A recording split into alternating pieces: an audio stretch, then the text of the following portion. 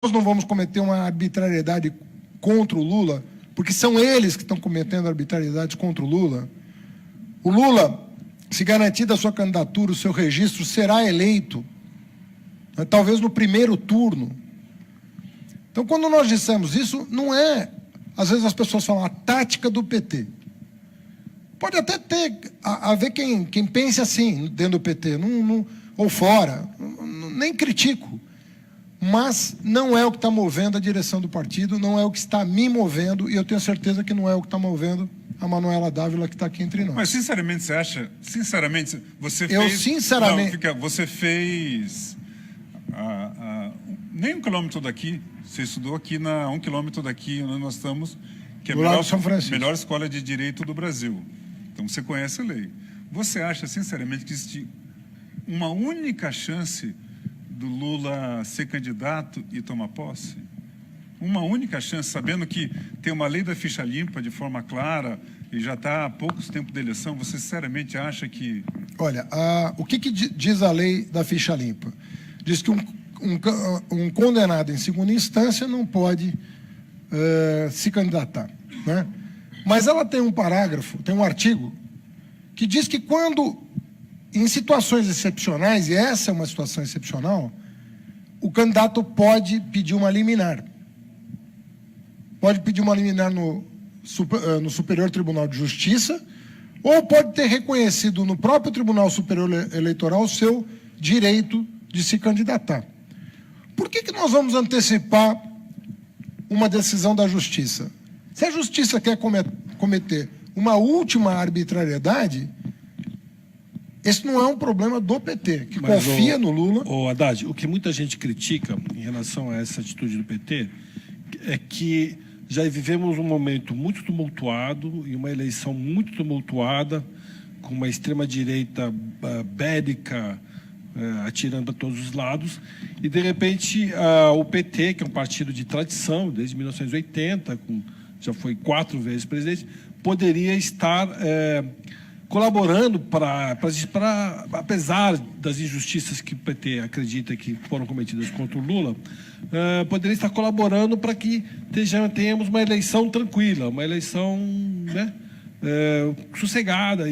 Só que, no entanto, fica esta dúvida, né, de qual candidato será, quando será a chapa, quem é o vice do PT, se é você, se é a Manuela. Quer dizer, será que o PT também não prejudica um pouco a eleição ao tentar fazer da eleição uma defesa do presidente Lula? Ou não? Olha, eu acredito que não, por várias razões. Primeiro, porque qualquer cidadão, né, merece solidariedade num caso semelhante ao do Lula. Qualquer pessoa. Eu, se souber de alguém que esteja sofrendo o mesmo tipo de perseguição que o Lula está, eu vou me solidarizar. Mas nós estamos falando de um dos maiores líderes mundiais, nós estamos falando do maior personagem da história do Brasil, que está vivo e disposto a ajudar o país a sair da crise, no momento em que mais de 50% dos eleitores, pelo menos no cenário de segundo turno, desejam votar nele. Então, eu não posso admitir que nós naturalizemos essa situação. E essa história do Fernando Lula Haddad, Trending Topics, que o Gilberto perguntou? Mas aí, essa coisa, eu acho bacana que vários parlamentares prestaram homenagem ao Lula, né, em relação a isso. Mas, assim, o pessoal sabe da minha relação com o presidente. Eu fui seu ministro durante 6 anos, né? Você consideraria um trabalho na urna, eu nunca pensei nisso, para falar a verdade. Eu nunca pensei numa coisa dessa, até porque eu torço para que isso seja completamente dispensável e no dia 7 de outubro a gente tem uma chapa que inclusive não conte comigo. Como que é a história? Como é a história? Não, eu espero que no dia 7 de outubro nós tenhamos uma chapa em que eu nem precise figurar. Só para acrescentar para a daqui, antes de passar a palavra para ela... Não precisa figurar nessa chapa. Você teria admitido a ideia de que num segundo turno PT e PSDB estariam juntos se caso o Bolsonaro fosse o candidato no segundo turno? Você chegou a falar isso foi uma coisa semelhante que você falou, ou não falou nada disso? Não. O que eu falei, me perguntaram de um segundo turno hipotético.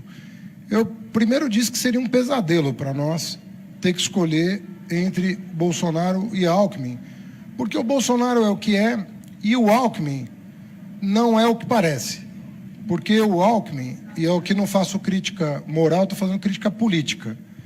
O Alckmin, ele faz parte de um partido que arquitetou o impeachment e que deu margem a uma crise institucional sem precedentes na história do país.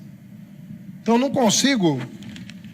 todo mundo que me conhece sabe que eu não entro em baixaria, em campanha eleitoral. Eu nunca fiz desse tipo de jogo um jogo de obter vantagem eleitoral, nada disso. Mas o Alckmin representa um projeto hoje, que é o projeto Temer. Toda a base de sustentação do governo Temer, com exceção do Meirelles, do próprio PMDB, está com o Alckmin. E o Alckmin já disse, eu vou manter todas as reformas feitas pelo Temer. Então, ele representa a continuidade. Então, quando eu digo isso, que é um pesadelo, não estou falando das pessoas envolvidas. Eu estou falando dos projetos que elas, nesse momento, representam. E lembrava que não é por preconceito, é por conceito. Porque nos anos 90 não havia essa animosidade e foi possível a Marta apoiar o Covas e o Covas apoiar a Marta 2 anos depois para a Prefeitura de São Paulo. Mas que nesse contexto, esse cenário era tido por nós como o pior cenário possível. Agora, eu não acho que ele vai acontecer pelo seguinte... Mas vou passar aqui, só para não acharem que é uma falta de educação, eu estou com o celular aqui porque eu estou pegando as perguntas dos nossos leitores. Mas eu ainda não fiz pergunta, eu vou fazer primeiro. É que eu não acho que é um cenário possível. Né? Eu vou fazer antes dos Alckmin para subir, pedindo... o Bolsonaro tem que cair.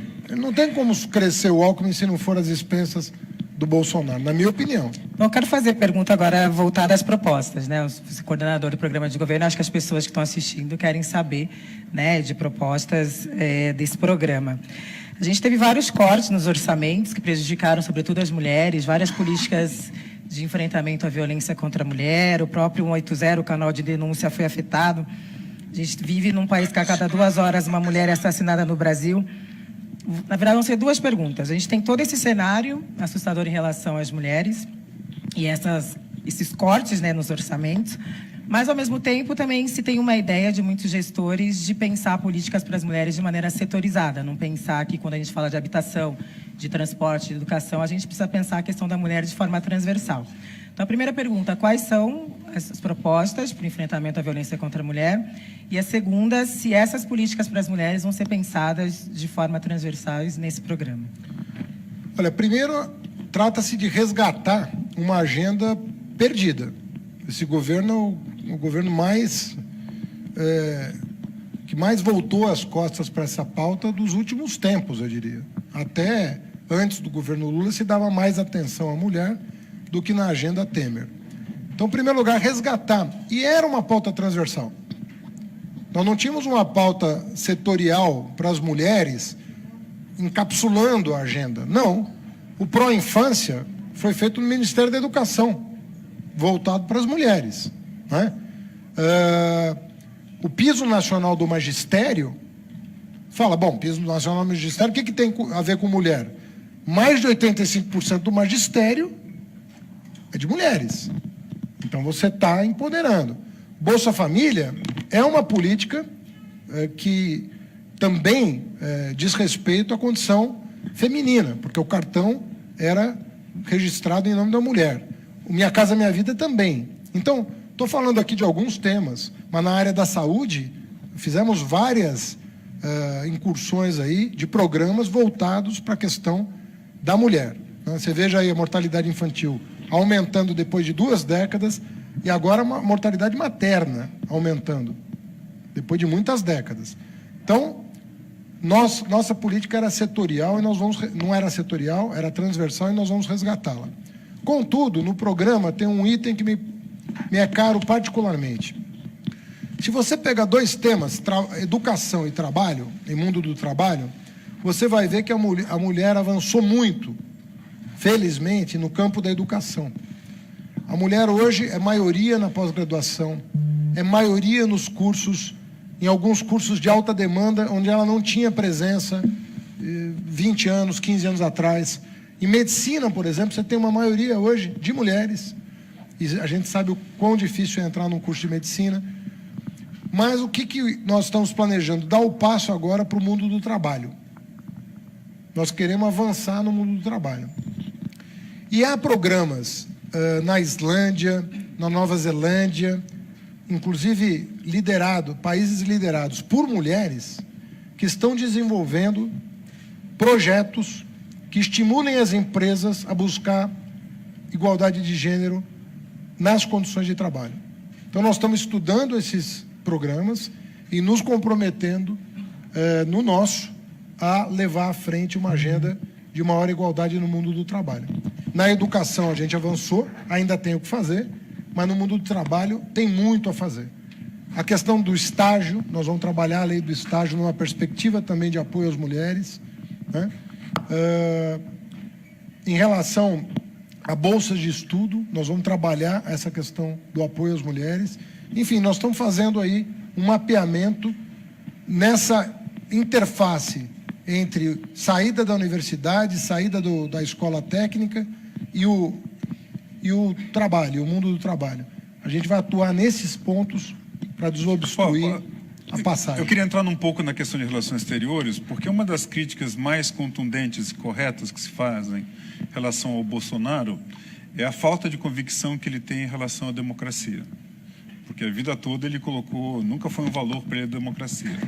Não seria uma posição longe do desejável, para dizer o mínimo, o que o PT encara, como ele se relaciona com países como a Venezuela, que hoje é uma ditadura, ou até mesmo como a Nicarágua? A gente nunca viu uma crítica contundente a esses países em que a democracia ficou formal e ela está longe de ser considerada uma democracia. O PT, numa nova gestão, iria repensar esse tipo de coisa? Bom, em primeiro lugar, os governos do PT, no plano federal, nunca tomaram partido quando há conflito, aberto ou não, em países da região. E eu acho essa posição correta do ponto de vista da chancelaria. Sabe, o nosso Ministério das Relações Exteriores não tem que tomar partido quando há um conflito. Esses países que você mencionou, eles estão à beira de uma guerra civil. Na Nicarágua, nós tivemos mais de 400 mortos, né? Então, você já não está numa situação normal. Você está numa situação de conflito aberto. Aqui na Venezuela também houve muitos mortos. E na Venezuela, a tradição golpista se impôs, de parte a parte. Você não tem estabilidade institucional na Venezuela. Tentaram dar o golpe no Chávez, que tentou dar o golpe para chegar ao poder, depois sofreu um golpe, se manteve fechando o regime. Bom, aquilo lá, se o Brasil quiser ajudar, eu acho que ele não deve tomar lado. Eu acho que ele deve reconhecer o estado de conflito aberto. Mas você o que acha? Você acha que lá é uma democracia ou uma ditadura na Venezuela e na Nicarágua? Quando você está em conflito aberto, como você está lá, você não pode caracterizar como uma democracia uma situação de conflito aberto. A sociedade não está conseguindo, por meios institucionais, chegar a um denominador comum. Vem cá, a imprensa você chama uma eleição, você não consegue realizar. Chama o boicote. Aí não reconhece o resultado. Como é que você vai chegar? Qual é o papel do Brasil? Em vez de ficar, né, ao invés de dizer que o Capriles é melhor que o Maduro ou que o Chávez é melhor que o papel do Brasil é fazer o que o Lula fazia muito bem. O Lula organizava o debate interno como amigo da Venezuela, como amigo da Colômbia, como amigo da Bolívia. Nem quando a Bolívia cometeu a insanidade de cercar uma refinaria da Petrobras, nem nessa circunstância extrema, o Lula, como se diz no jargão... O que sofreu muita crítica, né? Achavam que tinha que ter invadido... Não, teve editorial... a Bolívia. Teve editorial dizendo, agora é hora do cacete, um negócio baixo até, né? Agora é hora da porrada, uma coisa... Não funciona assim. Nós não vamos ajudar o continente a se encontrar. Vamos supor que agora a crise do Macri se agrave. Começa a ter turbulência de rua. O Macri bota a polícia para bater em manifestante ou até, né, matar manifestante. O papel do Brasil é manter algum distanciamento com uma atitude dura em relação à violência, que nunca é caminho para nada, e tentar organizar institucionalmente a saída da crise. É isso que nós temos que fazer, né? Haddad, você falou que esses países estão em condição de guerra civil. Você até ainda não, né? Mas estão quase guerra, em pré-insurgente, né? Vamos dizer assim. Você citou um número 400 mortos, aconteceu na Nicarágua e tal, e a gente teve aqui o Atlas da Violência falando em 63 mil homicídios em 2017, um número assustador, estarrecedor, um recorde terrível que o Brasil carrega, e um número que é pior do que muitas guerras civis que acontecem pelo mundo. Então, a gente sabe que esse tipo de situação, assim como essa questão relacionada às relações exteriores, infla determinados discursos de ódio, determinados discursos de ultradireita, porte de arma, radicalização, matar bandido, contra os direitos humanos. Qual é o plano para se fazer, para se combater isso, para se transformar essa realidade e especialmente no que diz respeito a uma relação entre a melhoria da questão da segurança pública e o respeito aos direitos humanos? Excelente a tua pergunta e de muito difícil solução. O que nós estamos propondo? É uma inovação institucional. Você sabe que nenhuma polícia no Brasil tem o chamado ciclo completo, como tem as polícias no mundo desenvolvido. A maioria das polícias é civil, não é militar, no mundo desenvolvido, e faz o ciclo completo da prevenção, investigação e até mesmo repressão. Então, cumpre todas as etapas do combate à criminalidade. No Brasil, isso não é assim. Nós temos polícia militar, polícia civil, cada uma com suas funções. A Polícia Federal, ela até tem o ciclo completo, mas é completo em termos, porque ela não conclui os trabalhos no que diz respeito, por exemplo, ao tráfico de drogas. Ela não conclui, né? Ela vai da fronteira à distribuição, mas quando chega nas comunidades, ela se recolhe. Isso está tudo mal organizado. O que nós pretendemos? Nós pretendemos chamar a responsabilidade federal, o combate ao crime organizado, pela Polícia Federal.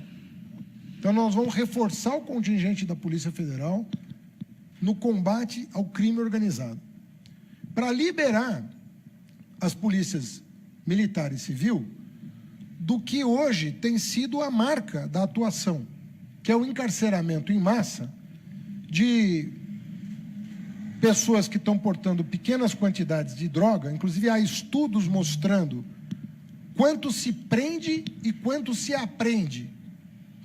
A quantidade de apreensão vis-à-vis o quanto se prende é uma loucura. Nós estamos encarcerando cerca de 200 mil pessoas, estão encarceradas, um pouco mais de 200 mil pessoas estão encarceradas por tráfico, e se você somar tudo que foi apreendido com essas pessoas, dá um carregamento inexpressivo diante desse universo. Estamos falando de 200 mil pessoas, né? Então, o que nós temos que focar? A vida, a segurança das pessoas. Então, quando você chama para o plano federal o combate ao crime organizado, ciclo completo, tráfico de armas, de drogas, você libera as forças de segurança local para proteger o cidadão. Então, nós vamos fazer uma reforma institucional das polícias. Só para aproveitando aqui, o leitor Laerte Rodrigues da Silva Penteado perguntou o seguinte: diante dessa sua colocação, como que você classificaria a proposta do Bolsonaro de armar a população, que também é uma proposta que se estende na chapa do Alckmin e também na chapa do Ciro Gomes via... Ou seja, a população hoje quer sair matando? O que está acontecendo? Vou complementar armamento, eu vou complementar posição sobre drogas, combate esse problema da segurança pública mudando a política de drogas, qual é a sua opinião? E também a desmilitarização da polícia. Qual que é a sua opinião? Eu vou só sobre isso? complementar, porque aí fica um bônus só. Eu trouxe alguns dados aqui, que está no mesmo tema, né? Segundo a Juliana Borges, no livro que é Encarceramento em Massa, entre 2006 e 2014, a população feminina nos presídios aumentou em 567%, né? Colocando o Brasil no ranking dos países que mais encarceram no mundo, ficando no 5º lugar, sendo que 67% dessas mulheres são negras. A gente tem um sistema prisional que pune e penaliza prioritariamente a população negra. Acho que é importante falar que dessas pessoas que estão sendo encarceradas são homens e mulheres negras. Como fazer esse debate, né, da segurança pública, pensando o racismo como esse viés fundamental para esse debate? Excelente. Bom, contrariando essas estatísticas, tem uma outra, que talvez seja a mais importante chamar a atenção. Só 8% dos homicídios, desses 62 mil homicídios, só 8% resulta em condenação do criminoso. Eficiência total Ou da seja, polícia. enquanto no mundo desenvolvido a média é superior a 50%, nós temos 8% de homicídios esclarecidos no Brasil. Ou seja, nós estamos todo errado. Em vez da gente preservar a vida, a gente está encarcerando homens e mulheres negros. Agora, mais recentemente, muitas mulheres negras. O índice de encarceramento de mulheres negras no Brasil é exponencial. Né?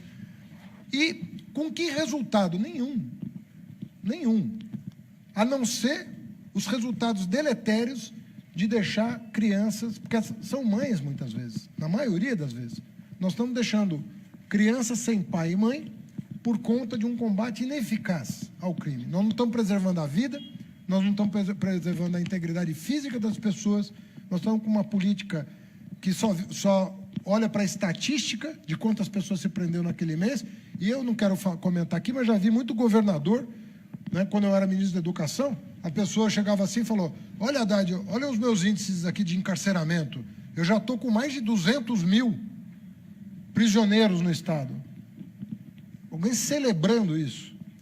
Agora, se nós estivéssemos prendendo homicidas, estupradores, homens que batem nas suas companheiras, a violência doméstica, não estamos prendendo isso. Nós estamos prendendo o aviãozinho, ou às vezes a pessoa que está consumindo.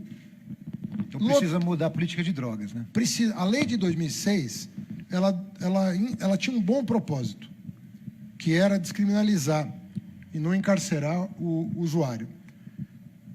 Como ela deixou margem para interpretação entre quem é traficante e quem é usuário, começamos a encarcerar todo mundo, usuário e traficante. Agora está no Supremo Tribunal Federal, que deve resolver essa pendência no curto prazo. Ou então uma nova lei resolver essa pendência. Talvez o Supremo antes disso. Mas o fato é que nós temos que mudar o foco da segurança pública. Nós temos que focar os crimes contra as pessoas. É roubo, é estupro, é homicídio. Quem vende maconha... E armar a população só vai piorar esses indicadores todos. Isso tem vários estudos mostrando. Mais arma, mais crime. Você acha que o Brasil está preparado para uma pauta mais progressista, tipo liberar a plantação de maconha? E eu queria saber a sua opinião pessoal sobre a descriminalização do aborto. Olha, eu acho que o Supremo... tem gente que fala, não, tem que fazer plebiscito, tem que passar pelo Congresso, necessariamente. Não é verdade. Do ponto de vista jurídico, o direito fundamental, ele pode ser protegido por um poder contramajoritário. Um plebiscito e o Congresso Nacional são poderes majoritários. O Supremo está lá também para proteger direitos da minoria no sentido político do termo, porque nós estamos falando de milhões de pessoas. Né? Então, o que hoje se pergunta é o seguinte: qual é a política mais eficaz para proteger a vida? Qual é a política mais eficaz para proteger a vida da mulher e diminuir o número de abortos? Veja o que está acontecendo em Portugal. O número de abortos cai progressivamente depois da descriminalização. Então, nós temos que olhar para a experiência internacional e ver o que é melhor para proteger as pessoas. Né? Mas então está dizendo que isso tem que cabe ao Supremo, não ao... Não, o que eu digo é o seguinte, vão tentar questionar a decisão do Supremo se ela for favorável às mulheres. E isso não é verdade, porque o Supremo está lá também para isso. Por exemplo, a união estável homoafetiva, ela não passou pelo Congresso. O Supremo que fez uma interpretação sobre uma cláusula pétrea da Constituição. Então, isso pode ser resolvido. Desculpa, eu vou insistir. Então, vocês vão esperar o Supremo decidir a questão da discriminação do aborto? O Supremo vai decidir até o final do ano, antes da posse do novo presidente. E se a decisão for condizente com uma cláusula pétrea da Constituição, nenhuma lei ordinária vai poder mudar. Então, dá uma robustez para a decisão muito grande. Agora, você está me perguntando a minha opinião pessoal. O encarceramento não resolve o problema. Você tem mais abortos e mais mulheres vítimas, né, que morrem no parto, do que teria com outra política, adotando a perspectiva da saúde pública. E agora ele perguntou em relação às drogas. A plantação da maconha. E a maconha. Encarcerar... Plantação de maconha no Brasil, como é feito no Uruguai. Não, você fala plantação para uso doméstico, você está dizendo. Claro. Olha, eu acho que... Podia falar sobre descriminalização também. Sim.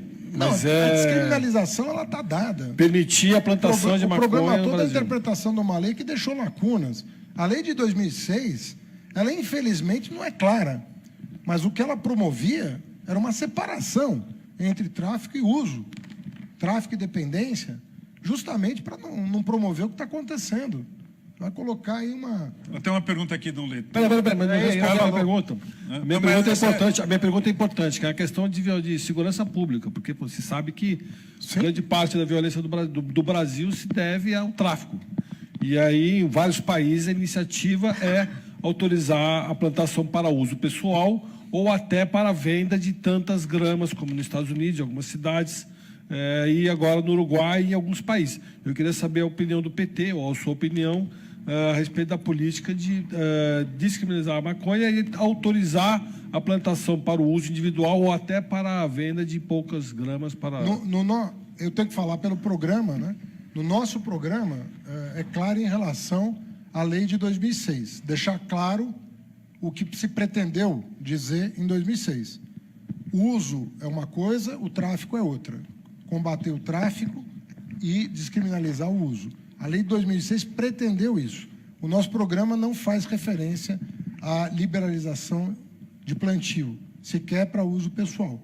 Então, estou defendendo aqui uma plataforma... Tem um leitor aqui que quer fazer uma pergunta aí, pessoal. O nome dele é Juliano Cruz de Andrade. Você, alguma vez na sua vida, você já experimentou maconha ou não? Bom, vamos voltar aqui para o debate. Não, o leitor perguntou aqui. Não, isso é relevante porque mas também, para o leitor é relevante. Para o leitor é relevante. Acho que é mais Jamila. relevante a gente debater que as pessoas estão morrendo por conta do tráfico. Qual é a proposta para isso? Talvez, né? Mas o leitor que está perguntando, não sei. Quando era jovem, experimentei. O Haddad, eu não estou satisfeito com a sua resposta. Tanto em relação ao aborto quanto em relação à maconha. Até porque o PT é um partido que tem uma ligação muito grande com a vanguarda dos movimentos culturais e política e, no entanto, tem uma posição muito freada, muito com o freio de mão puxado em relação às pautas de fato progressistas, né? Todo mundo conhece a história do PT, por suas ligações com a Igreja Católica, com as igrejas, de uma maneira geral. Então, eu queria saber o seguinte, eu não estou satisfeito porque é o seguinte, você, primeiro, a Marina Silva, no debate da Bandeirantes, empurrou o aborto para a questão de um plebiscito. Você está me empurrando para a questão do Supremo. Quando havia até uma lei do PCdoB... É diferente. O que eu estou dizendo e a maconha, você está dizendo que não, é um discurso um pouco antigo, eu acho, esse. Então, deixa eu que não, a gente é a favor para não prender o consumidor. Não. Eu acho que o seu discurso é um discurso ultrapassado, Haddad. Eu queria saber o seguinte, nós estamos vivendo um mundo novo agora, em que está se discutindo seriamente esse debate, até porque a violência do tráfico em algumas cidades ela é ela é contaminada, é tóxica, toxicou algumas cidades, especialmente o Rio de Janeiro. Então, eu queria saber a sua posição oficial como candidato.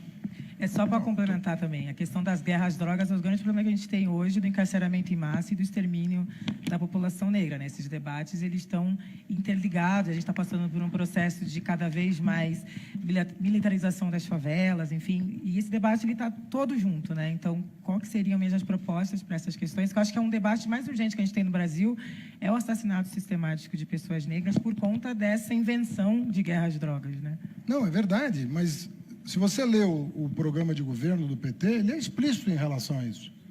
Nós entendemos a nossa política, a gente propõe uma política nova para a questão das drogas, resgata o debate que foi feito em 2006, que separava uma coisa da outra, e que, infelizmente, foi aplicado de maneira indevida, porque não deixou claro o que é uma coisa e o que é outra, né? Ficou ao bel prazer da autoridade definir a quantidade, e hoje uma pequena quantidade já é considerada tráfico, e a gente sabe que não é assim. Então fica assim, eu vou com a cara do cidadão? Não vou, então prende. Vou com a cara do cidadão? Ou então corrupção, o que é pior ainda, né? Porque aí o usuário rico não vai para a cadeia nunca, porque ele faz a interpretação de acordo com o tamanho da propina. Então nós temos que botar termo nisso, encerrar esse debate no Brasil, no espírito da lei de 2006. O PT não se furtou a discutir esse assunto. Em 2006 tem uma lei. Agora, se ela não foi suficientemente clara, vamos esclarecer. Então não temos... Agora, você me perguntou se o programa defende o plantio para consumo próprio. Eu estou falando que o programa é omisso em relação a isso. Nós não estamos defendendo isso. Mas o que você acha? O que você acha? Que a experiência... Porque no Uruguai, a experiência pesada que dizem, o Uruguai caiu a violência por conta da liberação. E lá é permitido. Eu te confesso que eu não conheço suficientemente o assunto para me manifestar. Mas agora, eu conheço suficientemente o assunto para dizer que encarcerar usuário vai levar esse país à explosão. Isso eu tenho conhecimento suficiente para dizer. Se a gente continuar encarcerando as pessoas dessa maneira, o sistema prisional que já explodiu vai se transformar numa coisa ingovernável. E pior, vai recrutar mais gente para o crime organizado. Nós estamos criando uma escola do crime organizado no país. Você pegar esse último livro, acabei de receber do Bruno, como ele chama? Aquele jornalista? O Bruno Paes Manso. Acabei de receber o livro dele, dei uma folhada. Recebi de cortesia da editora e dei uma folhada. Poucas páginas que eu li dão uma péssima impressão do que está acontecendo no Brasil. Então, se alguma coisa não for feita agora, nós já não estamos controlando o sistema penitenciário, o sistema carcerário. Mas, Haddad, eu acho que o diagnóstico, acho que todo mundo concordou, inclusive você, com o diagnóstico que a Djamila fez, essa cadeia perversa que foi criada, com todos esses elementos, gera o encarceramento da população negra em massa, gera essa situação caótica. Essa cadeia poderia ser desmontada com decisões políticas que representassem o que o Marcelo falou, avanços humanistas progressistas. Queria a sua opinião, já que você está representando a candidatura do presidente Lula. Por que o presidente Lula, quando tinha 80% da aprovação do Brasil, não avançou nessas pautas na época que ele podia avançar? E a gente chega hoje com esses números caóticos de segurança pública. Porque isso é uma coisa que realmente incomoda todo mundo que vive nesse ambiente aqui que o Gilberto descreveu como um ambiente libertário. Por que não foi aproveitada essa oportunidade histórica? Não, eu acho que, estou te falando sinceramente, a lei de 2006, ela não é pouca coisa, o que se conseguiu aprovar. Ela é uma lei avançada. Agora, infelizmente, na prática, ela se revelou contraproducente. Ela vai ter que ser revisitada. Nós vamos ter que rever o que aconteceu. Mas não foi pouca coisa o que aconteceu. Pega o noticiário da época. Vai lá para trás e leia o noticiário da época. Todos aqueles que compõem esse pensamento progressista que você se refere, aplaudiram a iniciativa. Então, não é verdade que o Lula não fez. Ele fez. Agora, nós precisamos revisitar por quê? Porque os efeitos não foram os almejados. Mas não avançar nessas pautas tem a ver com acordo de governabilidade, certo? Com as opções políticas de coligações e de acordos no Congresso para passar outras pautas que, teoricamente... Com as igrejas. Com as igrejas. Teoricamente, para o cara que está administrando o país, são mais relevantes naquele momento. E aí você deixa de lado essas pautas e avança em outras, porque senão... Não, eu discordo. Eu acho que a Lei de 2006 foi um avanço, foi aplaudido como avanço, não produziu os resultados almejados. Nós estamos nos propondo a rever a lei para deixar mais claros os seus propósitos e chamar para o governo federal o combate ao crime organizado para liberar as polícias locais para proteger as pessoas. Eu acho que isso não é pouca coisa e eu acho que ninguém está propondo isso, inclusive. Agora, qualquer plano que saia de qualquer presidente eleito, e se for o caso você, saindo candidato, vai ter uma situação de cofres apertados, para dizer o mínimo, né? E o próximo presidente vai ter que tirar leite de pedra. O que você imagina que possa ser feito contra essas pressões corporativas, que o PT tem muita ligação, que fazem aumentar salários, que fazem aumentar penduricalhos, e, mais recentemente, o Supremo aumentou o salário de 33 para 39. Por exemplo, o que você acha desse aumento salarial? O que você acha das contrapartidas, das várias contrapartidas que o poder público tem conseguido com muitos penduricalhos? Você te incomoda essa pressão corporativa? Não me incomoda, não. Eu acho que é um tremendo retrocesso. Nós estamos vivendo uma crise absurda. A gente deu um aumento para o salário mínimo inferior à inflação, sabe? E as pessoas estão querendo 16% de aumento. As que ganham o topo do salário, o teto do salário, não tem cabimento isso, gente. Eu estou falando como servidor público. Eu sou servidor público também. Então, a gente tem que ter cautela nessa hora. Nós estamos num momento em que o governo Temer, com apoio do PSDB, deu um reajuste para o salário mínimo inferior à inflação. Essa é a situação. E aí nós vamos dar 16% de aumento? Agora, o PT não tem uma proposta clara, pelo menos até onde eu vejo, de combate à questão previdenciária no setor público, que é onde está uma grande deturpação. Não, nós não temos política de combate ao setor previdenciário. Nós temos uma política de sentar à mesa com os servidores, como fizemos em 2003, como fizemos em 2012, e estabelecer regras que sejam compatíveis, razoáveis. As pessoas, a Dilma, em 2012, fez uma reforma. Não aconteceu nenhum drama no país. Ela foi lá, conversou, chamou centrais sindicais, negociou com os sindicatos. Os sindicatos não são corporativos por definição. Mas você não acha que tem um... Estão defendendo Mas você não acha que não existe o corporação. déficit da Previdência? Tem algumas teorias que dizem que não tem déficit da Previdência. Não, existem desequilíbrios.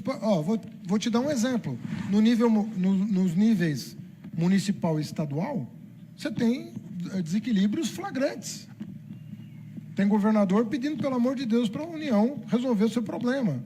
Aprovar por cima uma coisa que ele não consegue aprovar na Assembleia Legislativa. Então, não é assim. Não dá para brincar com esse tipo de coisa. Mas também não dá para dizer que o PT não enfrenta uma agenda difícil quando é o caso. Mas a gente enfrentou momentos difíceis. Mas, Fernando, vocês ficaram no poder 14 anos, né? No entanto... Nós demos um aumento de salário mínimo de 70% acima da inflação. Sim, mas algumas pautas... porque foi possível. Não foi possível. Ô, Fernando, por que agora, então, o PT vai resolver o problema do Brasil? É isso que eu estou querendo saber de vocês. Vocês ficaram no poder 14 anos. Por que o eleitor agora vai votar sabendo que vocês vão resolver o problema das cadeias cheias de negros, da violência em relação às drogas, do aborto criminalizado, do que você falou agora, da reforma da Previdência? Quer dizer, por que agora você vai conseguir resolver se não conseguiram em 14 anos? Olha, foi o período de maior prosperidade da história do Brasil, foram os 3 governos do PT. A Dilma, no final de 2014, atingiu o menor nível de desemprego da série histórica. Agora, vamos combinar, né? A oposição não aceitou o resultado eleitoral de 2014. O Aécio Neves, no dia seguinte da eleição, não teve a dignidade de dar um telefonema para a Vitoriosa e começou a fazer chacrinha no dia seguinte da eleição, pedindo recontagem dos votos, entrando com ação judicial no Tribunal Superior Eleitoral. Em seguida, veio o Serra com a proposta do impeachment. Esse pessoal armou uma confusão. se aliaram ao Eduardo Cunha, Michel Temer, Gedel Vieira Lima. Isso aqui virou uma algazarra, isso aqui. O país veio a branco. Não que a gente tivesse acertado tudo, ninguém acerta tudo.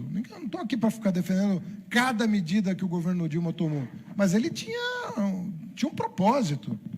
Ela foi reeleita porque a população achou que entre erros e acertos ela acertou mais do que errou. Né? É isso que aconteceu. O nível de desemprego estava muito baixo, a inflação ainda controlada. Então, a população deu mais um voto de confiança. O que aconteceu depois foi uma total sabotagem ao país. Começaram a aprovar despesa que não parava mais, pauta-bomba. Até hoje eles estão fazendo isso. Porque virou prática do Congresso Nacional sabotar o país. Então, respondendo à tua pergunta, a gente faz um apelo para a pessoa votar no presidente Lula, mas também garantir senador e deputado coerente com a proposta que está sendo defendida. Porque se a gente continuar com esse Congresso aí, fica difícil governar para qualquer um. Debate sobre o empreendedorismo, né? A gente sabe que, historicamente, as pessoas negras elas foram forçadas a empreender. Empreendiam por necessidade justamente por não terem acesso ao emprego formal. A maioria está na informalidade até hoje. E sabendo, né, que eu viria aqui hoje o Silvio Almeida, que é um grande intelectual e estuda economia, ele, fazendo esse link do empreendedorismo, ele mandou uma pergunta, vou pedir licença aqui para ler, que ele diz o seguinte: nos governos Lula e Dilma foi fortalecida a questão do empreendedorismo, né, algo que penetrou de modo muito forte e relevante, sobretudo nas periferias, né, do Brasil. Mas, ao mesmo tempo, né, ele diz, em que temos esse movimento, ele apresenta facetas perigosas, como, por exemplo, colocar na conta do empreendedor, que geralmente tem poucos recursos e poucos auxílios, a conta do fracasso, né, pelo seu negócio. Dentro desse espectro, como que o PT, como vocês pretendem conciliar um projeto de desenvolvimento nacional, né, que englobe o fortalecimento da indústria nacional, a formação do mercado consumidor, a busca pelo emprego, que é fundamental, com essa questão, né, do empreendedorismo, que muitas vezes é utilizada para justificar a destruição dos direitos sociais, em especial para justificar a precarização das relações de trabalho. Então, como articular esse desenvolvimento econômico com essa rede de empreendedores que floresce nas periferias, sobretudo? Bom, em primeiro lugar, dizer que essa reforma trabalhista é um fiasco, sob vários aspectos. Ela induz a pejotização, a pessoa deixar de ser empregado com carteira assinada para ser um falso empreendedor, que, na verdade, ele só está prestando serviço para aquela empresa e recolhendo menos impostos e prejudicando a Previdência, inclusive. Você está fomentando a terceirização e a quarteirização e você está fomentando a desfiliação sindical. Por quê? Porque você cria uma anomalia no Brasil. Nem tem um imposto sindical, de um lado, e eu até concordo que não tenha, mas, do outro lado, os acordos coletivos beneficiam toda a categoria, independentemente de ser sindicalizado ou não. Eventualmente, na gestão do PT, na sua gestão, não haveria nenhum esforço para tentar retomar o imposto sindical. Com esse adendo que nós temos que fazer, nós temos que nos mirar na experiência internacional, que é a seguinte: ou tem imposto sindical, ou os beneficiários dos acordos coletivos são os sindicalizados. Porque aí você promove a sindicalização. Se o sindicato for pelego, ninguém vai se sindicalizar. Se o sindicato for combativo e trazer ganhos para a categoria, eu vou pagar a anuidade, por que não? Eu sou beneficiário de uma ação sindical, de uma ação coletiva, não posso ser caroneiro. Só para o nosso espectador entender, se eu sou do sindicato de jornalistas e pago o sindicato, se tiver uma negociação de aumento salarial de 20%, eu tenho direito. Se eu não tiver sindicalizado, eu não teria esse direito, é isso? É isso ou imposto sindical. É uma das duas coisas. Você não pode ficar no meio do caminho. Ou tem imposto sindical, ganha todo mundo, ou não tem imposto sindical, ganha só os sindicalizados. É assim que funciona. Esse meio do caminho é para destruir o sindicato. É para criar a figura do caroneiro. Eu não pago, mas se tiver um acordo bom para mim, ótimo. Vai chegar em casa. Não faz sentido. Isso não faz sentido. Agora, qual é o problema do empreendedor? O problema do empreendedor é o sistema de crédito. Nós temos um sistema bancário concentrado, nós temos um sistema bancário oligopolizado, que cobra do microempreendedor capital de giro 30%, 40% ao ano, para uma inflação de 4%. Se ele não tiver título para descontar e entrar no cheque especial, ele vai pagar mais de 100. Se ele for no rotativo do cartão de crédito, ele vai pagar 250, 300. O que nós estamos prevendo? Quanto mais o banco cobrar de spread, mais ele vai pagar no imposto. Nós vamos induzir a redução do imposto. Vai doer no bolso do banqueiro cobrar imposto alto, cobrar juro alto. Vai doer no bolso do banqueiro, porque já dói no bolso de quem toma emprestado. Vai doer agora no bolso do banqueiro. Se ele não baixar a taxa de juro, por que o Banco do Brasil não dá o exemplo e baixa a taxa de juros? Porque ele se tem, fosse tão fácil assim. Porque ele tem a mesma governança que os outros bancos. Como ele presta contas para o Conselho de Administração, para os acionistas minoritários, se não tiver uma regra que valha para todos, ele vai buscar o conforto da regra geral.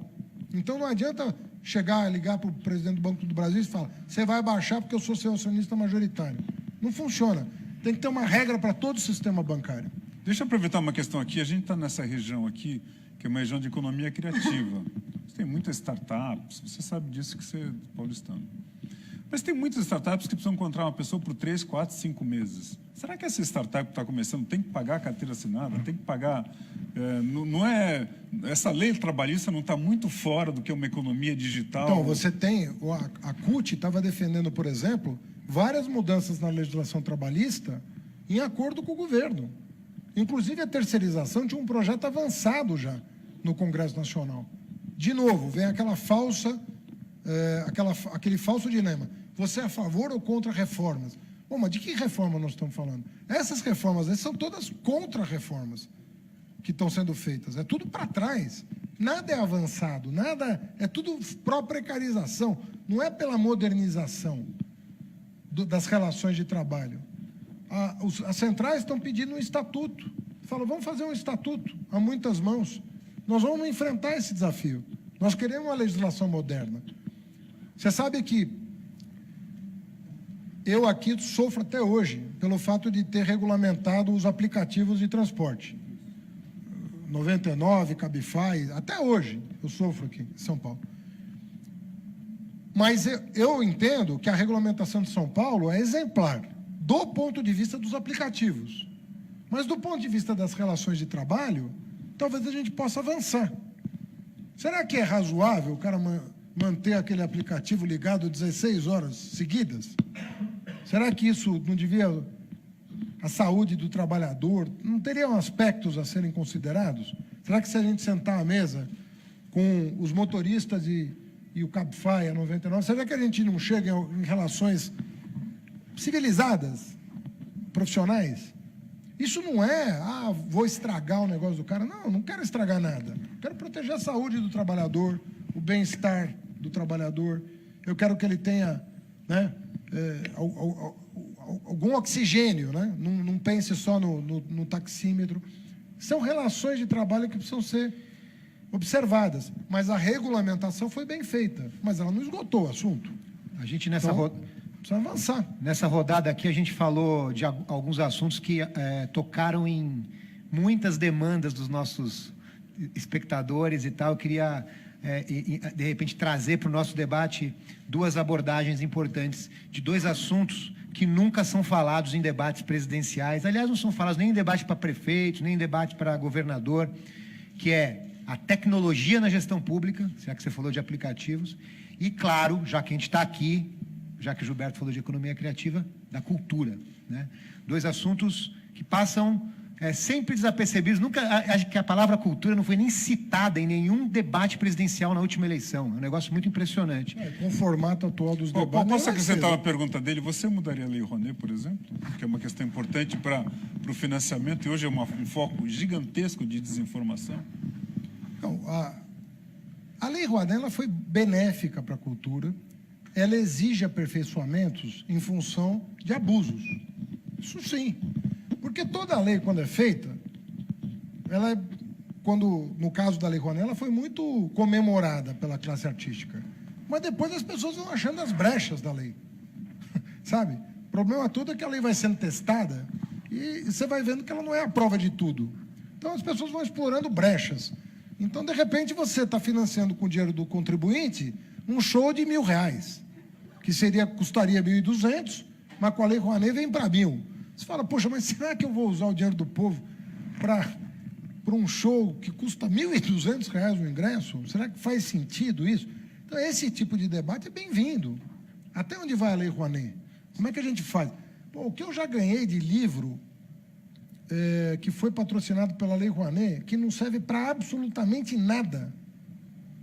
Livros enormes, de paisagens, não sei de onde, não para nada. Você vai ver o custo daquele projeto, 2, 3 milhões de reais. Qual o sentido disso? Então, toda a lei, depois de um tempo, você precisa sentar e falar, olha, o que nós estamos fazendo com o dinheiro do povo? Faz sentido isso aqui? Não faz aqui? Então, eu sou a favor de lei de fomento, mas acho que a Lei Rouanet está aberta demais. Ela tá. Agora, aqui em São Paulo, o que nós fizemos?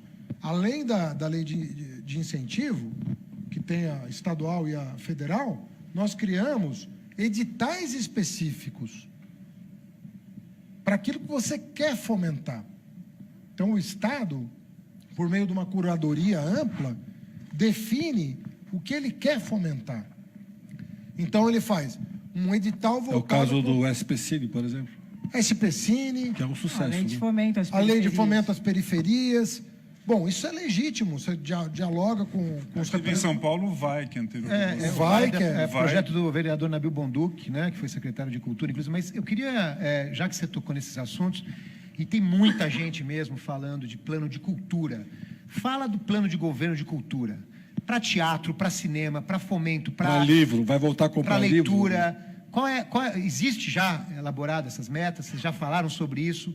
Porque, na nossa opinião, acho que de todo mundo que está aqui, de todo mundo que vive esse ambiente, a cultura está absolutamente relacionada com tudo isso que a gente falou. É uma válvula, é uma saída para o Brasil. E está abandonado. Então, né? E realmente o governo deixou de comprar livro já faz uns anos. Né? Chegou no limite.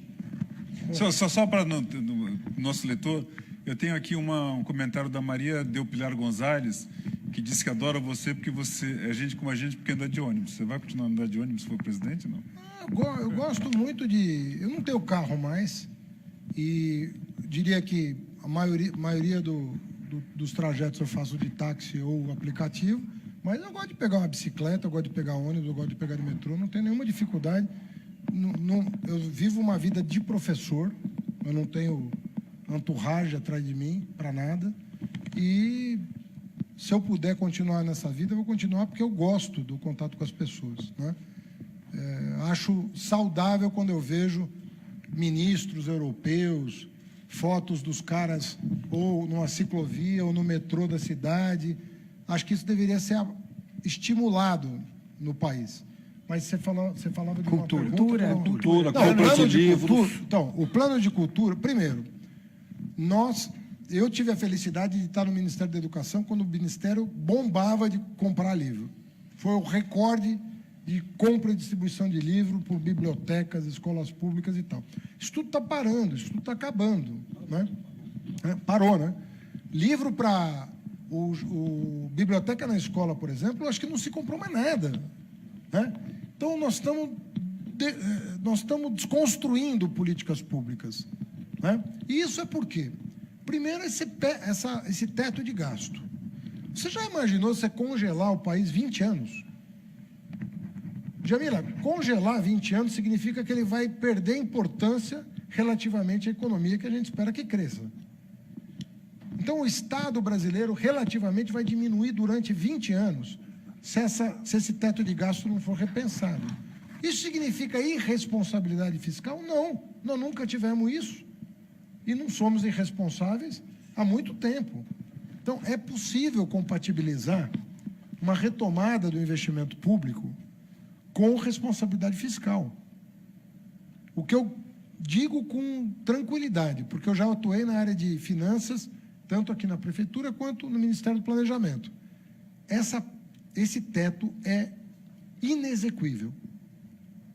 Inexequível. Nós vamos começar a suspender serviço em série no Brasil, por causa de uma teimosia, que é o não reconhecimento dessa tolice que só o Brasil, no mundo, aprovou. Nem a Grécia aprovou um negócio desse. no auge da crise. O próprio FMI ficou um pouco perplexo com a ousadia desse governo em aprovar uma coisa completamente sem sentido do ponto de vista econômico. Quer dizer que você está com uma obra 85% pronta, você não pode completar porque bateu no teto? Se aquilo vai aumentar a produtividade da economia? São coisas assim. O Comperj está parado, por exemplo. Aqui tem uma questão que relativa a essa seguinte, mas ao mesmo tempo se fala em obra, em uma política da cultura, uma política da educação e o recurso para isso, os gastos públicos também não param de crescer com o aumento da folha de funcionários. Esse ano vão ser mais bilhões e bilhões e bilhões. Essa é uma pergunta que eu queria fazer também, porque o PT é acusado de inchar o Estado, né? Seu partido que incha. E aí queria saber se você pensa nisso, né? Olha,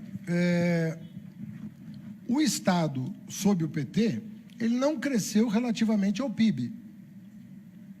Ele não cresceu. Agora, a gente contratou professor pra caramba. Você vai ver as universidades públicas federais, nós abrimos 173 novos campos universitários no país, em 173 cidades. Agora, isso é inchar? Outro dia eu estava questionando um economista famoso aí que falou: o Haddad, vocês contrataram 60 mil pessoas no MEC, isso é um absurdo. Funcionários públicos, eu falei, querido, 28 mil professores, enfermeiros, médicos para os hospitais universitários. Você está falando que isso é inchar a máquina pública? Eu estou contratando... As universidades federais dobraram de tamanho. O que eu faço? A sala de aula vazia? Só com aluno? Então, as pessoas precisam entender o seguinte: relativamente, o Estado não inchou. Agora, o Estado é bom para contratar, é ruim para... O Lula pegou a carga tributária com 32% e entregou com 32,5%. Mas com a folha maior. Com a folha de pagamentos... Eu não vou te assegurar, mas eu acho que não. Eu acho que... Eu estou falando acho mesmo, porque eu não tenho dado de memória aqui. Mas eu tenho certeza que o Estado não inchou, no sentido de tomar uma proporção do PIB maior do que tinha. Ele continuou com 32% do PIB de tamanho. Né? Agora, a folha especificamente, nesses 32%, eu não sei. Mas acho que também não. Agora, o que dá para fazer, lembrando um pouco a questão do Alê, sobre economia criativa? Como pegar esses jovens que estão montando startups, fazendo empresas? Como fazer com que eles consigam... E a economia criativa pode ser um viés de investimento na própria cultura, afinal de contas ela gera renda, gera emprego, gera inclusão, etc. Tem um programa pensando nisso? Vocês consideram isso? Qual que é a ideia? Uma coisa que a gente vai fazer é um programa nos moldes do Luz para Todos, que é com banda larga. Porque nós temos aí 30% da população que não tem acesso à banda larga. O cara tem que ir num canto aí do mundo para ter acesso à internet. Aqui em São Paulo mesmo, Gilberto, tinha muita gente sem acesso à internet. Nós botamos 140 praças Wi-Fi na cidade para permitir que, pelo menos perto de casa, a pessoa tivesse uma internet de banda larga. Então, é perfeitamente possível fazer um programa de acesso digital. Então, nós vamos fazer, na esteira do Luz para Todos, um programa de acesso e que à essas internet. pessoas precisam acessar dinheiro, né? Linhas de crédito, financiamento, e isso está previsto, porque, de fato, a maioria dos...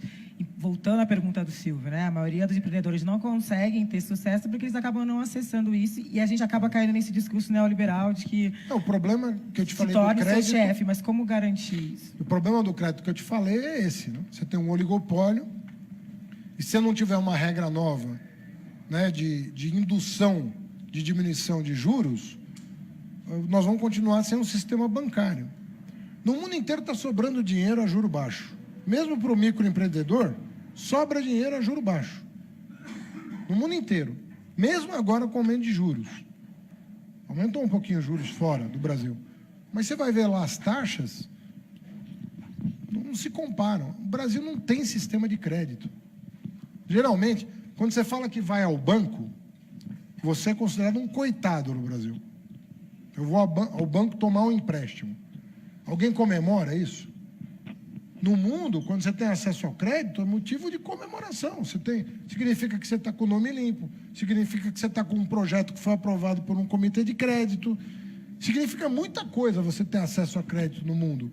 Aqui é uma má notícia. Significa que talvez você nunca mais saia do banco. Deixa eu pegar uma questão política que também entrou com a questão da segurança.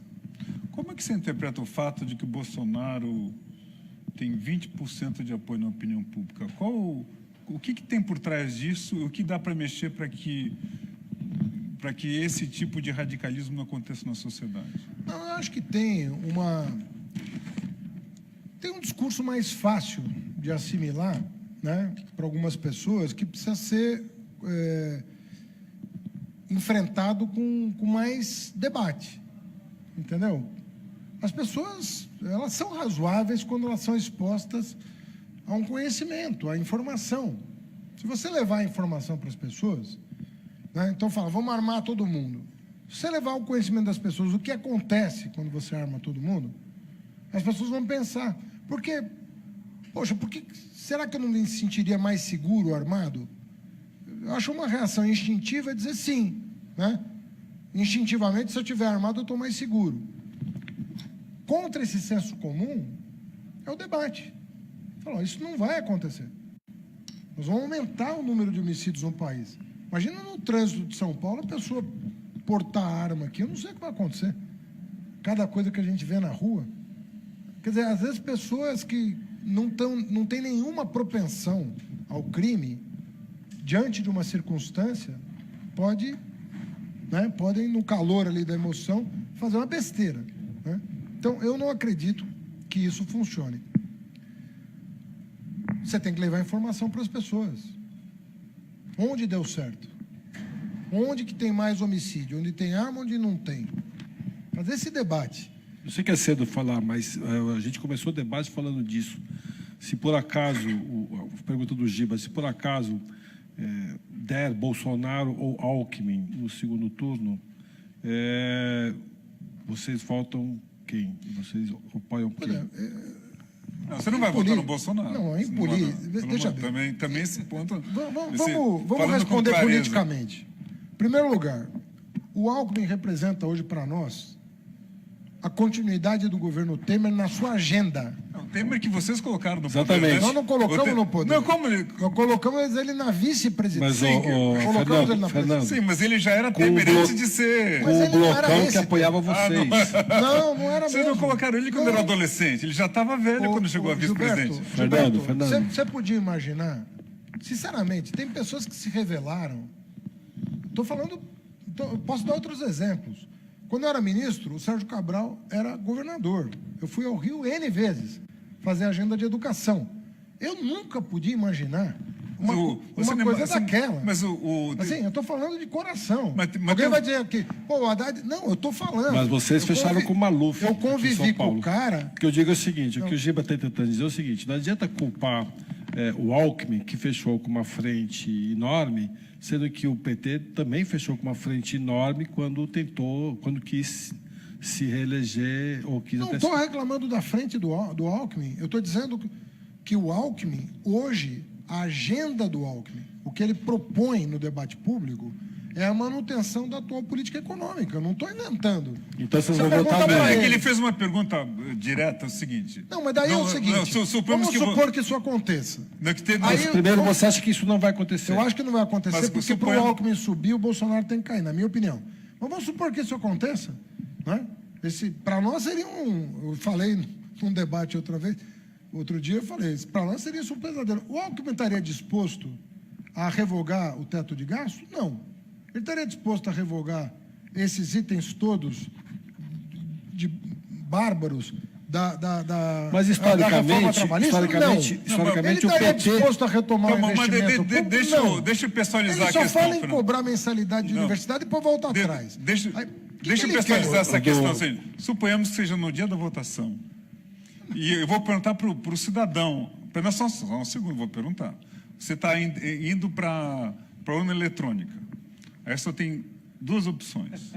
Tem o Alckmin ou tem o Bolsonaro. Você quebra a urna eletrônica, você muda de país, você não vota... No Bolsonaro você não votaria. Ele vai pegar a bicicleta... Então sobra o Alckmin, eu voto nulo. Voto nulo, Eu vou votar 13 no segundo turno. Mas, gente, eu acho que é meio bobagem ficar eu queria falar de proposta. Mas é importantíssimo pelo seguinte: se o Alckmin ficar com o Bolsonaro, o que o PT pretende fazer? Ele pretende falar, como já fez no passado, vote nulo? Não, eu sei, não Gilberto, apoia? Isso é uma questão relevante. Só que a gente só fica na polêmica da política. A gente precisa entrar em proposta também. Gilberto, no segundo turno, você pode ter certeza que o PT vai estar.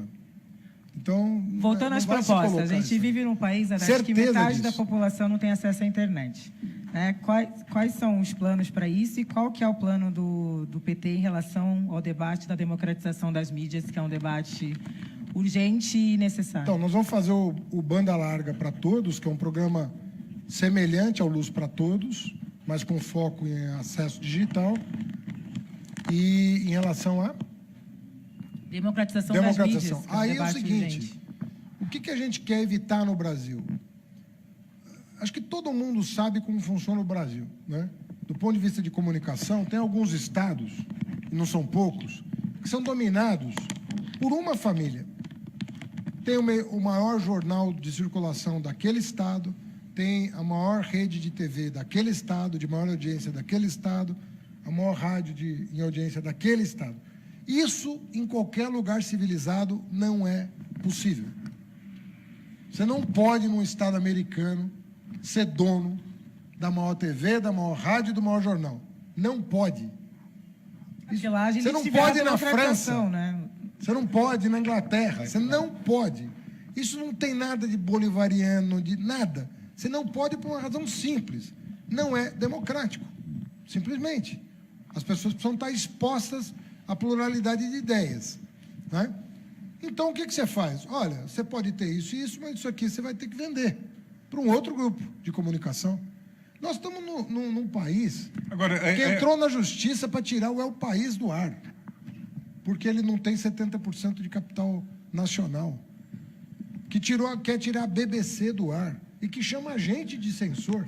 Censor é quem quer manter a concentração, não quer dar voz para outras pessoas. É que essa discussão é super importante, porque às vezes eu acho que quando você fala de democratização da mídia, tem uma coisa que eu concordo, a mídia tem que ser cada vez mais democratizada, mas eu também tenho medo da estatização da mídia. Então, por exemplo, qual que é a tua avaliação que você faz da EBC? Que o que tem de audiência não tem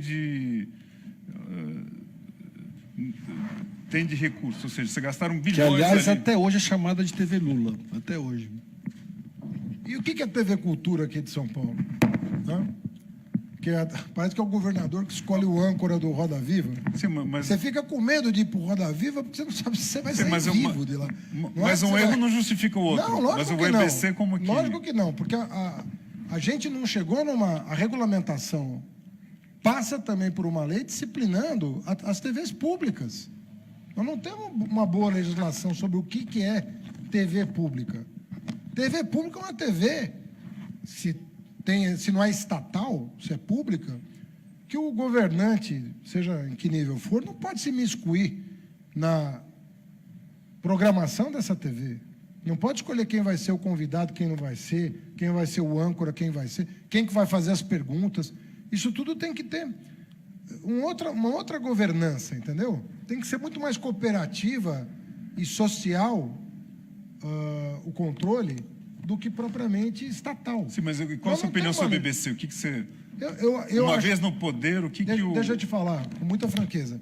Eu gostava muito do projeto do Eugênio Butti, quando eu estava lá na frente da BBC. Gostava mesmo. Eu conheci em detalhe, é meu amigo pessoal, e conheci em detalhe o projeto que ele tinha para a TV pública. Eu acho que aquele projeto poderia ser resgatado, por exemplo. É um projeto de gente grande. Ou seja, qual seria o ponto importante desse projeto? O Eugênio ele conseguiu desenvolver o conceito de público na comunicação não estatal. Basicamente isso. Quer dizer, ele conseguiu disciplinar conceitualmente isso e escrever um projeto em detalhes de como seria a comunicação pública. Eu acho que aquele projeto, obviamente que 10 anos passados, tem muitas outras coisas para pensar, as plataformas estão mudando com muita rapidez, mas os princípios daquele projeto são com atualização modesta, são bastante civilizados. Eu acho a melhor concepção que eu lembro de TV pública é do Eugênio. E ele foi presidente da EBC. Recebemos uma pergunta aqui do Daniel Bargieri, e, aliás, muito interessante, porque aborda assuntos que não são falados em debates também. Ciência e tecnologia, a CAPES e o CNPq são pilares que sustentam a pós-graduação e, em última análise, a pesquisa científica brasileira. Os cortes cumulativos nos orçamentos dessas instituições que ocorreram desde 2015 feriram de morte a ciência. O sistema de pós-graduação brasileiro, construído a duras penas ao longo de 50 anos, respira por aparelhos. O Brasil corre o risco de virar um país sem ciência. O que vocês pretendem fazer para reverter esse quadro? Olha, se você perguntar para 10 cientistas brasileiros qual foi o melhor momento da ciência brasileira, SBPC, Academia Brasileira de Ciência, foi no momento lá que estávamos no Ministério da Educação e, sobretudo, o Sérgio Rezende no Ministério de Ciência e Tecnologia. Para mim, foi um ministro espetacular. Eu sempre faço referência também ao Zé Goldenberg, que é tucano e que é uma pessoa de altíssimo nível, porque nunca deixou o partido, as questões partidárias, ditarem as suas decisões. Ele sempre foi um pesquisador e homem público muito independente, né, apesar da sua filiação partidária. Mas o Sérgio Rezende, na minha opinião, foi extraordinário, né? E nós tivemos ali, o que nós fazíamos? Nós sentávamos com os reitores uma vez por ano na presidência da República para definir a agenda de educação, ciência e tecnologia. Então, todos aqueles fundos que foram criados, descontingenciados, foi tudo uma conquista da comunidade que dialogava com o governo, num momento bom da economia brasileira, mas que soube aproveitar a oportunidade, né? Faríamos tudo da mesma maneira? Não, tem muita coisa que nós reveríamos, né? Mas eu acho que as linhas básicas do que estava se fazendo, uma preocupação que eu tenho, para ser honesto, é o seguinte: nós temos que sentar com a comunidade científica para pensar por que a nossa ciência tem baixo impacto, apesar do volume de conhecimento produzido. O Brasil produz conhecimento. Mas quando você vê o impacto desse conhecimento, ele não é tão grande quanto deveria. Nós devemos estar entre as 30 nações que mais produz conhecimento impactante. Mas nós estamos entre as 15 em quantidade de conhecimento produzido. Então, tem uma defasagem aí. Por que a gente produz mais do que é citado, né?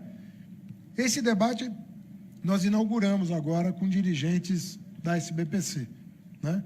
E com pesquisadores, para saber o que está faltando para a ciência brasileira dar um salto. E uma das coisas que eles reclamam muito é burocracia.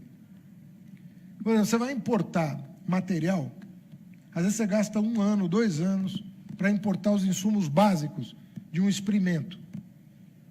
Às vezes a máquina, às vezes o insumo propriamente dito, para entrar no Brasil, diz que é uma loucura. Você vê que para entrar agrotóxico, liberaram geral. E para, às vezes, entrar produto para o pesquisador, fazendo um laboratório, um experimento, não entra.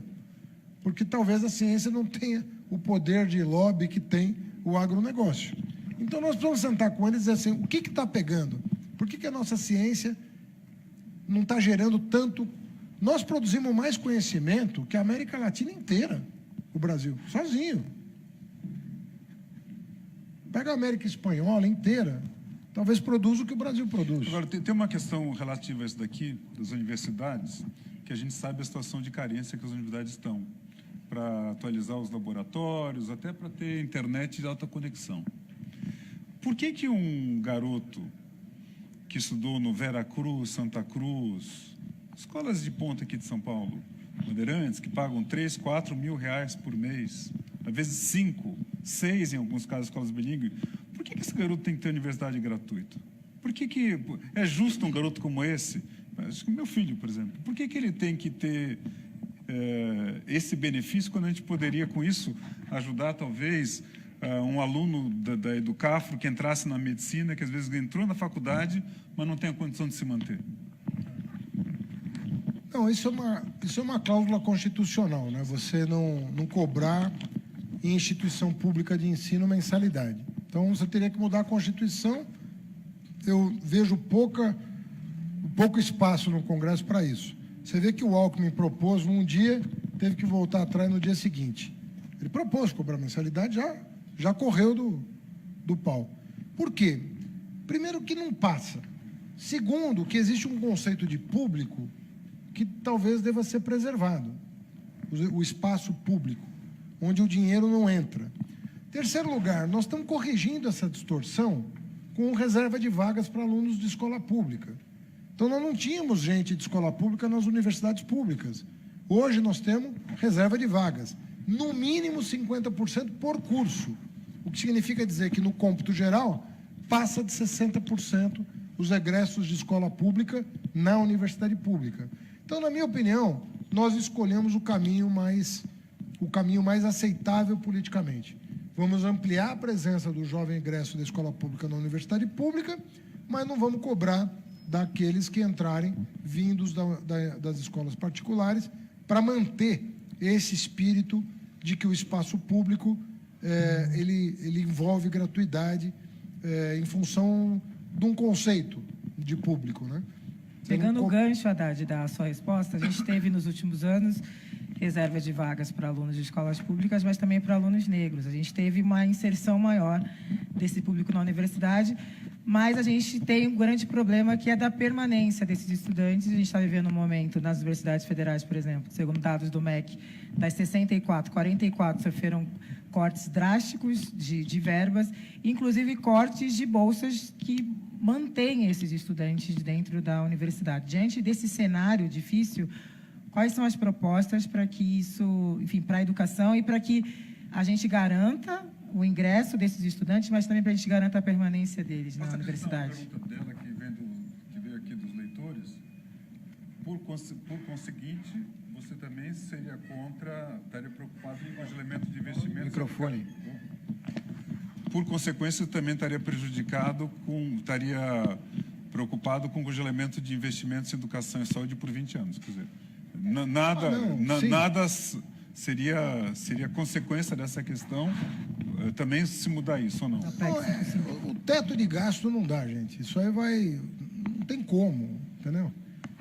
Daqui a 10 anos, talvez, presidente. Você vai congelar o Estado. Agora, eu não nego que haja espaço, e isso tem que ser dito também, porque senão ele não leva o país a sério. Tem espaço para aumentar a eficiência do serviço público, sem gasto nenhum. Porque dá a impressão, senão vão dizer assim, sem dinheiro novo não dá para fazer nada. Não é verdade. Não é verdade. O bom gestor público sabe que existe espaço para aumentar a eficiência. Vou dar um exemplo relativo ao que você perguntou, Djamila. Hoje nós temos instalações nas federais para ter mais alunos. Agora, nós poderíamos ter mais alunos nas federais. Não é por falta de professor nem de equipamento, mas nós temos um problema de permanência. Então, a pergunta é, eu preciso de um pouco de dinheiro a mais, mas o resultado desse pouco a mais é extraordinário.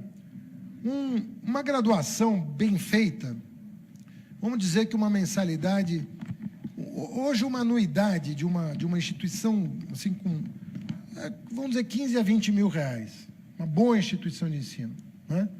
4 anos, que é o mínimo, você está falando aí de 60 mil reais.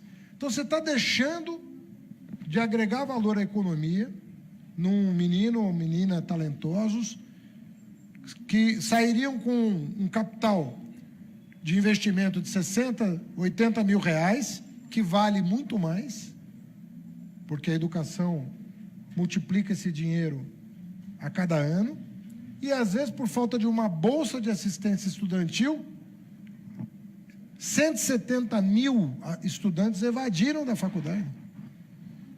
Então, está aí uma economia burra.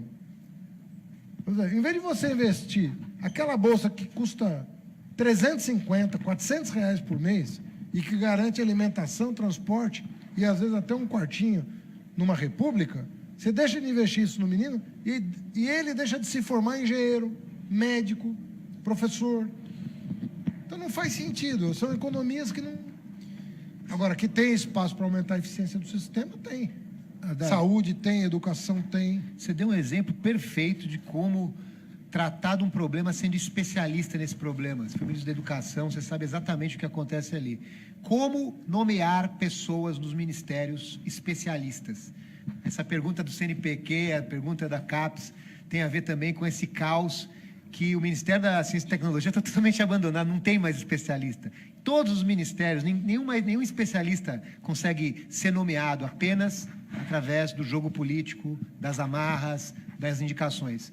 Como sair, romper com isso para nomear especialistas que realmente saibam a fundo esses problemas e possam diagnosticar essas soluções, como você acabou de fazer para a educação? Olha, aí depende muito do presidente que vai ser escolhido, porque nós estamos em fim de feira. Esse governo é fim de linha. É um negócio... Rapaz, outro dia, eu até não quero ser injusto com ninguém, mas eu ficava puxando pela memória quem era o ministro de tal pasta. Eu falava, pô, não é possível que eu não saiba. Eu sabia decor. Eu também não sei. Ninguém sabe. Ninguém sabe. Ninguém sabe. Então, você não tem mais nenhuma estabilidade ali. Ninguém fica mais do que 6 meses no ministério. Como é que alguém vai desenvolver um trabalho? Eu fiquei 8 anos no MEC, 1 ano e meio como secretário executivo e 6 anos e meio como ministro. Mas você acha possível? Começar a arrumar as coisas. Você acha possível, com esse Congresso que está aí, por exemplo, chantageando, toda hora você tendo que dar um cargo... Tem uma pergunta aqui bem programática, é o seguinte: não seria um modelo ideal para esse tipo de coisa que eles estão levantando, o que acontece mais ou menos, o que acontece na França, ou até nos Estados Unidos, mas não em tão grau, que muda o ministro, mas todo o resto fica, porque são pessoas de carreira, né? Não, aí não afeta a política de Estado. Não seria uma forma de reduzir os cargos de confiança nesse nível? Não é, na verdade, você não reduz os cargos comissionados, mas você prevê reserva dos comissionados para os servidores públicos. Essa maneira que foi encontrada para você ter alguma liberdade, mas, ao mesmo tempo, não perder a inteligência acumulada no Ministério. Em alguns ministérios isso deu certo, mas o problema todo é o seguinte... No Itamaraty dava certo, por exemplo. Não, mas, por exemplo, quando você mantém essa regra, mas muda o presidente do FNDE, sabe, que é uma autarquia que tem 40 bilhões de reais, você não consegue. Você precisava ter regras mais rígidas. Hoje, alguns setores têm. Você não pode nomear qualquer pessoa secretário da Receita Federal. Você não pode nomear qualquer pessoa para a Advocacia Geral da União. Tem algumas carreiras que estão preservadas, o Itamaraty que você citou. Isso precisava se estender um pouco mais, né? Para os órgãos de Estado operarem independentemente do governo. Na Itália, inclusive, sem governo, a Itália funciona melhor, né? Porque tem uma burocracia que funciona. Lá cai ministro, chegou a cair 3 por ano e o país funcionava, porque a burocracia tocava, né? Então, você está certo, nós temos que buscar estabilizar os quadros de Estado para preservar a política pública. Agora, nós estamos fazendo tudo ao contrário, né? Estou falando sério, eu não sei qual foi o ministro que conseguiu atravessar os últimos 3 anos na cadeira. Eu teria dificuldade em... Você falou na cadeira ou na cadeia? Não entendi. Na cadeira. Ah, na cadeira. Porque na cadeia está cheio. Mas esse negócio do presidencialismo de coalizão, eu queria só voltar nesse assunto, porque é um desafio, certo? Eu sei que a gente tem a realidade, a realpolitik, tal qual está estabelecida, mas, assim, como que um presidente consegue hoje ter uma cota mínima para garantir especialistas em deixa eu te falar uma coisa. Está no nosso plano de governo mudar a data da eleição para o Congresso. Alguém fala, pô, mas a data faz diferença? Faz. Na França, a Assembleia Nacional, ela é eleita depois da eleição presidencial. O presidente influencia. Então, isso muda tudo. O que nós estamos propondo? Aqui teríamos problemas técnicos em fazer isso, mas dá para fazer no segundo turno.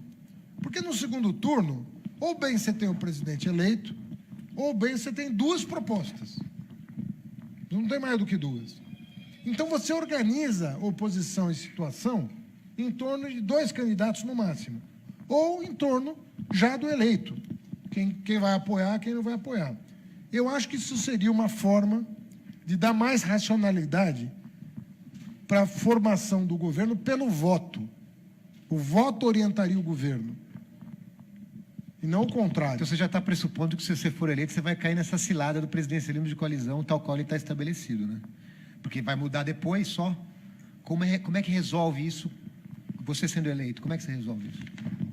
Você está me tratando errado aqui. Eu estou representando uma candidatura. Sim, tá bom. Mas eu quero dizer o seguinte: o próximo presidente ainda vai ser eleito numa situação confusa. Essa situação. Agora, tem duas novidades importantes. Tem a cláusula de barreira, que já foi aprovada e vai valer para os anos seguintes, e tem o fim da coligação proporcional, o que vai exigir uma reconfiguração dos partidos a partir do ano que vem. Não tem como evitar, porque isso aí já está decidido.